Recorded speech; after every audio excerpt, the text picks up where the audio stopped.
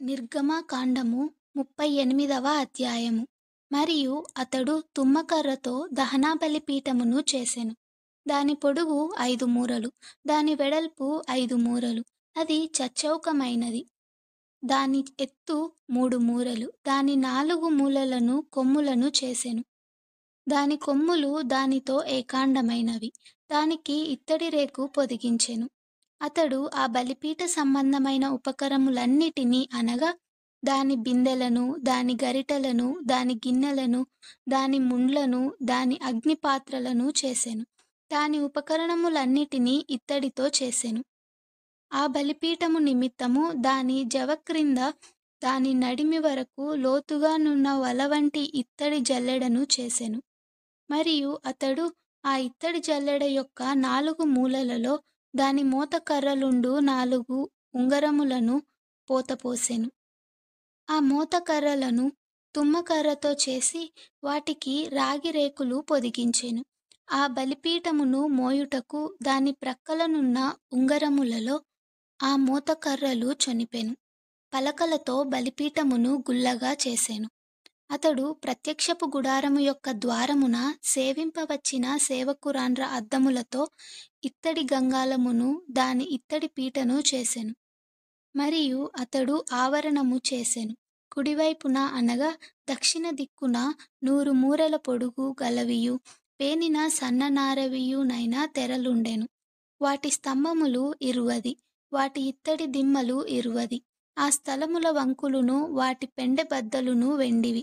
ఉత్తర దిక్కుననున్న తెరలు 100 మూరలవి, వాటి స్తంభములు 20, వాటి ఇత్తడి దిమ్మలు 20.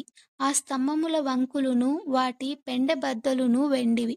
పడమటి దిక్కున తెరలు 70 మూరలవి, వాటి స్తంభములు 10, వాటి దిమ్మలు 10. ఆ స్తంభముల వంకులును వాటి పెండె బద్దలును వెండివి. తూర్పు వైపున అనగా ఉదయపు దిక్కున 70 మూరలు. ద్వారము యొక్క ఒక ప్రక్కను తెరలు 15 మూరలవి, వాటి స్తంభములు 3, వాటి దిమ్మలు 3. అట్లు రెండవ ప్రక్కను అనగా ఇరు ప్రక్కలను ఆవరణ ద్వారమునకు 15 మూరల తెరలు ఉండెను. వాటి స్తంభములు 3, వాటి దిమ్మలు 3. ఆవరణము చుట్టూనున్న దాని తెరలన్నీయు పేనిన సన్ననారవి. స్తంభముల దిమ్మలు రాగివి. స్తంభముల వంకులును వాటి పెండె బద్దలును వెండివి. వాటి బోదెలకు వెండి రేకులు పొదిగింపబడెను. ఆవరణపు స్తంభములన్నీయు వెండి బద్దలతో కూర్పబడెను. ఆవరణ ద్వారపు తెర నీల ధూమ్ర రక్త వర్ణములు గలదియు పేనిన సన్ననారతో చేయబడినదియునైన బుటాపనిది. దాని పొడుగు 20 మూరలు, దాని ఎత్తు అనగా వెడల్పు ఆవరణము తెరలో సరిగా 5 మూరలు. వాటి స్తంభములు 4, వాటి ఇత్తడి దిమ్మలు 4, వాటి వంకులు వెండివి. వాటి బోదెలకు వెండి రేకు పొదిగింపబడెను. వాటి పెండె బద్దలు వెండివి. మందిరమునకును దాని చుట్టూనున్న ఆవరణమునకును చేయబడిన మేకులన్నీయు ఇత్తడివి. మందిర పదార్థముల మొత్తము అనగా సాక్ష్యపు మందిర పదార్థముల మొత్తము ఇదే. ఇట్లు వాటిని యాజకుడైన అహరోను కుమారుడగు ఈతామారు లేవీయుల చేత మోషే మాట చొప్పున లెక్క పెట్టించెను. యూదా గోత్రికుడైన హూరు మనువడును ఊరు కుమారుడునైన బెసాలేలు యెహోవా మోషేకు ఆజ్ఞాపించినదంతయు చేసెను.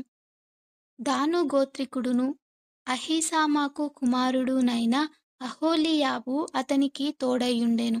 అతడు చెక్కువాడును విచిత్రమైన పని కల్పించువాడును నీల ధూమ్ర రక్త వర్ణములతోనూ సన్ననారతోనూ బుటాపని చేయువాడునై ఉండెను.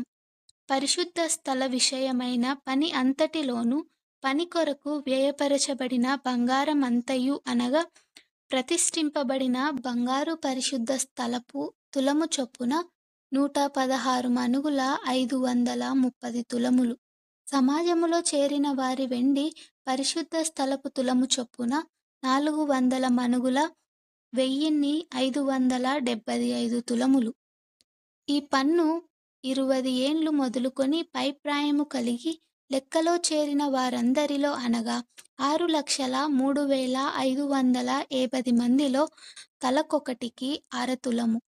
ఆ 400 వెండి మణుగులతో పరిశుద్ధ స్థలమునకు దిమ్మలు, అడ్డతెరకు దిమ్మలును, అనగా ఒక దిమ్మకు 4 మణుగుల చొప్పున 400 మణుగులకు 100 దిమ్మలు పోతపోయబడెను. 1575 తులముల వెండితో అతడు స్తంభములకు వంకులను చేసి, వాటి బోదెలకు పొదిగించి, వాటిని పెండెబద్దల చేత కట్టెను.